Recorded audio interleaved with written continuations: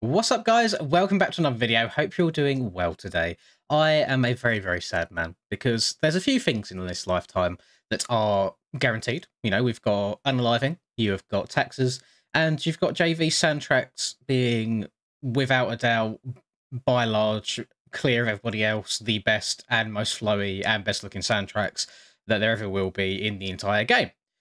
I didn't get to experience that last one on the last GP round, unfortunately. I was away from home, and it's just, it's just how it ended up lining up, unfortunately. It just lined up with the Easter weekend and me being away, which I was really, really sad by, because I absolutely love this man's soundtracks. They are my most favourite tracks to ride in the game. They're the ones I probably end up going back to in my own spare time most often. And unfortunately, didn't get to race in the GP just gone on Monday, so I'm home today. As you can see from the suitcase in the background, I've only just got home, and I've come onto the game. I've loaded up shop. I have put Sardinia in my game, and we're going to be doing this for my very first attempt of playing the game back. Now, I don't expect JV to have just changed one or two ruts and then re-released basically the same track, because the layout is exactly the same as the previous years. I expect all these jumps and ruts to be completely refaced, resurfaced, so I need to try and push any old muscle memory out of my head, and I need to come into this with a fresh set of eyes. And it's going to be one of them rare occasions, actually, where I'm making a video on the GP tracks rather than streaming. So you get to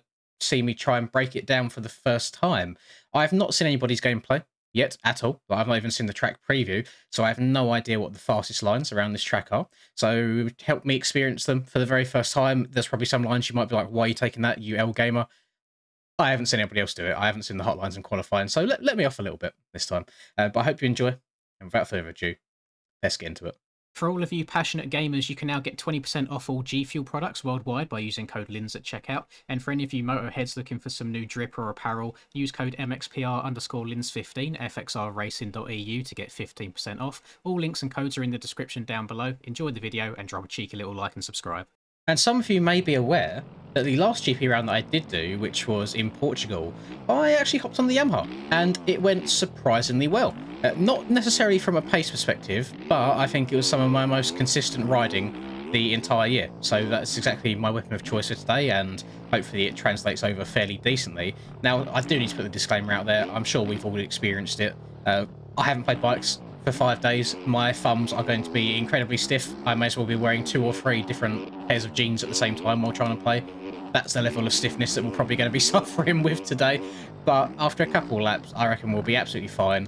We'll be flying around the track, and that is exactly what JV's Soundtracks really entice you to do, is kind of like double, triple, float your way around the entire track, and let's just see how it goes. So I absolutely adore my sand. I'm so upset that I missed this, but let's have a little look. And already I will be drawing a lot of comparisons to last year's version as well as we go.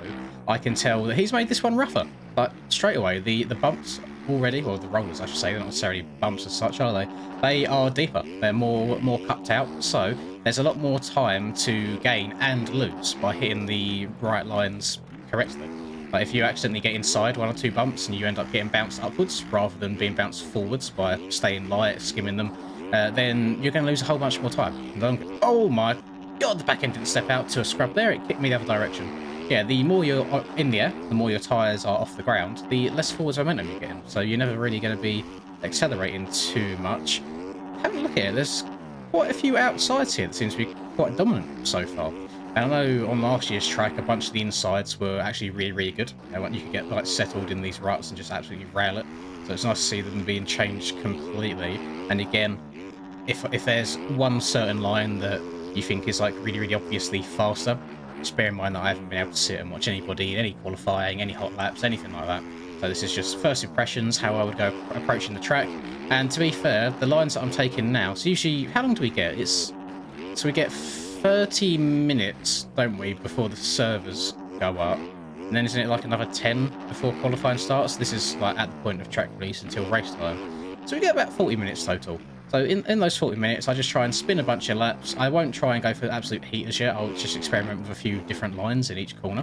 And then usually I don't find out the fastest lines until I get into those qualifying servers and see what the other boys are doing.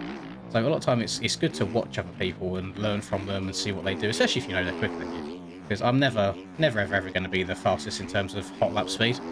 I'm more than happy being stuck in my lane, trying to be consistent. Say not happened at every round recently, but the last one that I done at Portugal, it felt pretty good. Now I just need to try and get my my big old cheeks out the gate. That is my main issue right now. What's this inside like? Oh, very low. I have a feeling that inside is probably way faster, because then you can...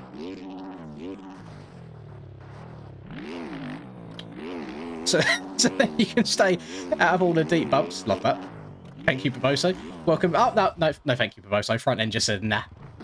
Track looks beautiful, by the way. Usually I don't really have the time to sit and appreciate the look of the GP tracks too much, because I'm more focused on just trying to learn everything, but it's nice to take a little bit of a step back now and then and just see how good these tracks look as well as ride.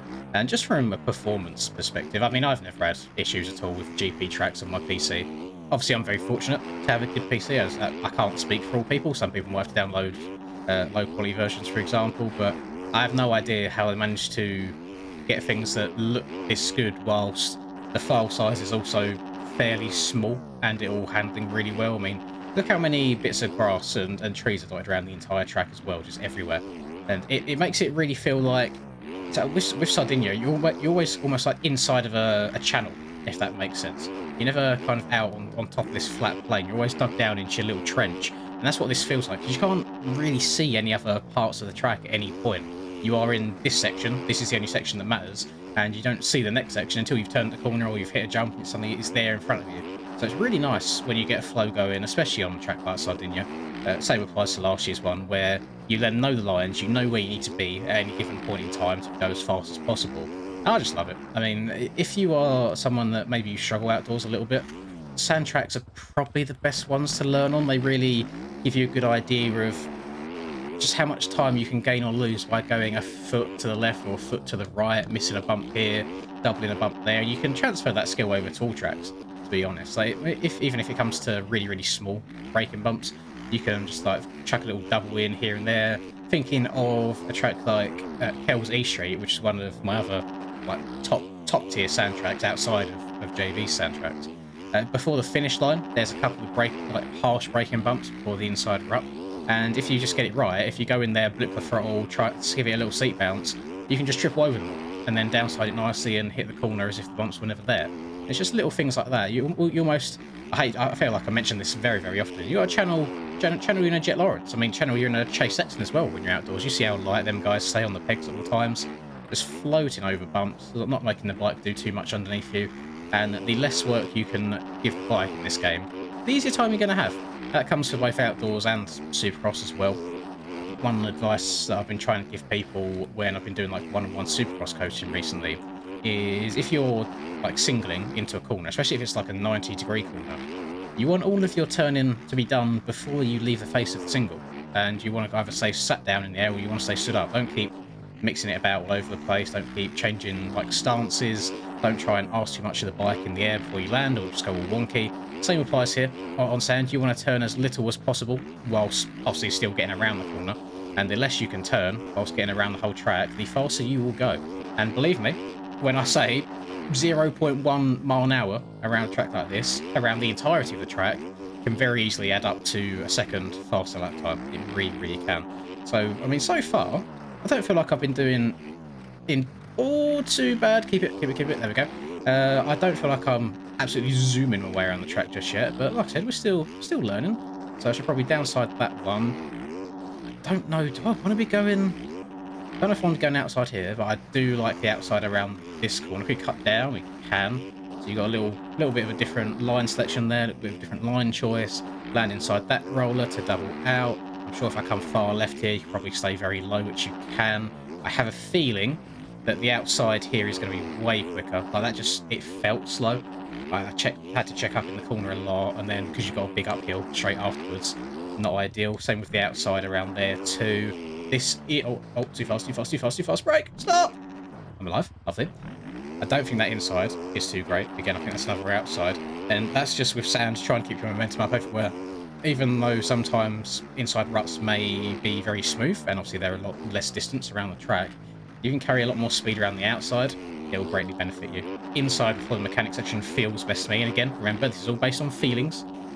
I know we shouldn't let emotions get in the way, but that's just based on how the track feels for me right now. I don't think it's too worth trying to hug like a hard left up that hill to stay on the far left side.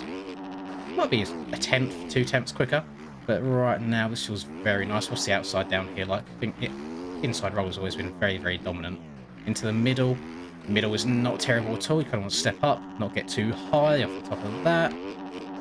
Try jump into this inside again. So you want to kind of double around the corner. Oh, I've clipped the bell. Clip the bell. Go, go, go, go, go. And then I think both inside and outside here both seem very, very viable options. Again, you can probably come all the way over to this far right. Try and stay on top of the ruts, stay as low as possible. Then jumping around our outside here gives you a good slingshot for the straight. Probably open this up for yourself if you wanted to. Don't think... I mean, the outside there isn't terrible, but you do jump very high, which then kills a lot of your momentum from the straight. I generally think checking up and going inside before that whole section is faster, which I believe is the opposite of last year. So there's a lot of corners that it's not just take exactly the same line you did the year before. He has gone through and fully kind of reworked all of the sand, all of the ruts, and I love that. I love that we haven't just been kind of resold the same product again, which I believe is also the reason why a lot of the tracks on our calendar are not on the real life one, or not the same as last year's, is because they didn't want to just keep reselling you the same track year after year. Supercross is always a bit different, because Supercross tracks layout every single year changes, even if you're in the same area. I mean, so get the rare occasion where they do a little throwback race, but that is obviously an irregularity.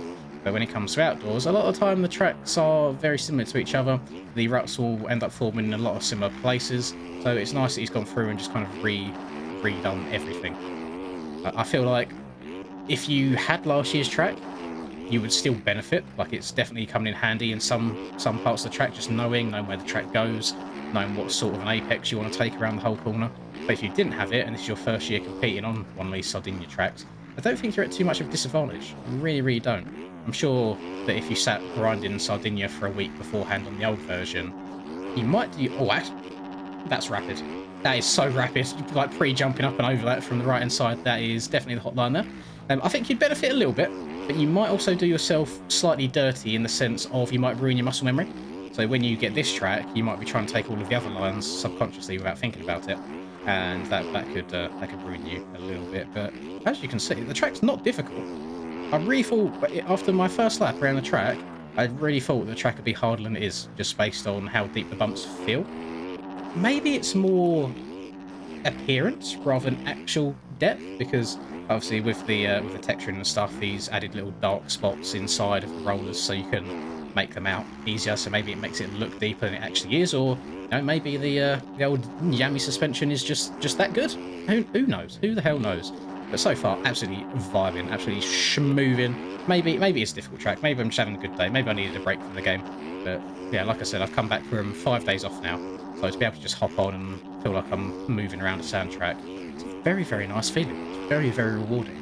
So my lap time, I think it's going to be like a 153, 152, something like that. I imagine that the top 450 times, without me even looking at it, somewhere in the 40s. I really, really do think that'd be the case, because I've not set a burner at all. I've got 5 litres of fuel in the bike as well. You also have to bear in mind that on a long track like this, where you're trying to stay as light as possible, you probably do also want to run a very, very small amount of fuel in the qualifying process. So yeah, if I had to guess, I mean, I'll have a look at the end of the next lap or two. If I had to guess qualifying times for 450, 49 maybe. I have a feeling that that's actually going to be embarrassing if I'm way off. If they're like 46s, something stupid like that, then yeah, I'm pretty washed up at the game, and maybe I'm not moving quite as well as I thought I was. I missed that right-hand side, which is really, really frustrating. Oh my god, that will save you a lot of time from pre-jumping up and over that. Except you stay lower. That's the important thing. Oh, I mean, I'm one... Did I make a mistake last lap? Because I was 1.2 seconds up there, and oh my god, I don't feel like I'm doing anything particularly insane. Oh no. See, I've hit 1 or 2 extra bumps there. Gained a little bit of time by taking that inside, and I think it's just because the track's so much shorter. Get on the brakes again, rail that. Let's try and swing over. What if we swing over here? We don't... Oh, okay. That felt good. You can stay very, very low there. So if I had... Oh, actually, I might go lower than 49 now, actually. I want to say top that maybe like a 47. Because I'm looking at my timer going up and down throughout the course of a lap in terms of like my delta, how far ahead of my time I am. And it's been up at a second, gone down to like 0.3, gone up to a second again.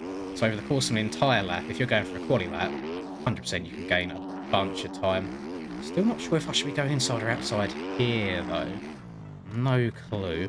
Let's try swinging out wide and then jumping across into the inside. That was quite nice. Gained a little bit of time there as well. So even lower, so that's a 51.5. Yeah, maybe 47-ish. I don't think I'm getting stopped for this inside now, am I? I completely blew that. Let's have a quick look. Let me load up my MXB real quick. Right, here we go. MX1, Riola Sardo, race groups. Please be like a 47-ish, because I feel like that's actually doable. Oh. Okay, maybe I am washed.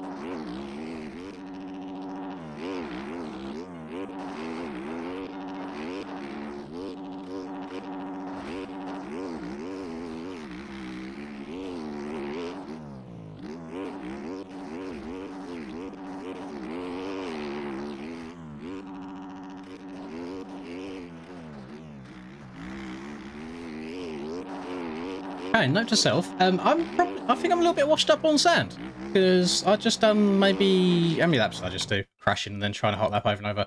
1, 2, 3, 4, 5, 6, 7, 8. That was my 9th attempt at a hot lap just then, and it was only a 48. So I'm still about 5 seconds off the pace, which is unreal. That is ridiculous. Jesus Christ, these boys were smooth in this round. But you know what? Absolutely insane track. Big old W. I don't even know where to like rank it compared to last year. You know, it's just another really, really good track. Obviously, it is the same track. It's got the ruts and the bumps are all changed everywhere, so you have to find a completely different rhythm than you normally would. So I'd put it literally bang on the same level. I don't think it's better or worse in either way. It's literally where it should be, which you kind of expect with all JV tracks. He's set a standard at this point for himself, unfortunately, so he does have to kind of stick with it each and every single time. But big old W, like really, really good fun. And again, I'm so upset that I missed this. I really, really am. I'm sure it would have been a really fun race to do as well. But we get to do next week anyway. I have no idea where the schedule takes us on the virtual MX Bikes GP calendar next year. We shall see. But if you've enjoyed this video, please do drop a like down below and drop a like below. That doesn't make sense. Please do drop a like and subscribe to the channel if you're new. I'm a bit rusty. I haven't done this for like 5 days or so now. And have a lovely rest of the day, whatever you're up to. That's the important thing right there. I will catch you all in the next video. Peace. I'm working hard. I'm sacrificing my life. I'm sacrificing my mind. I'm sacrificing my sanity. But most importantly, I'm sacrificing my time. Boy, I feel fine. I feel like I am a king. Honestly, I can't complain. Even with faith that's the size of a grain of some salt, I will still move a mountain and do what I want. I got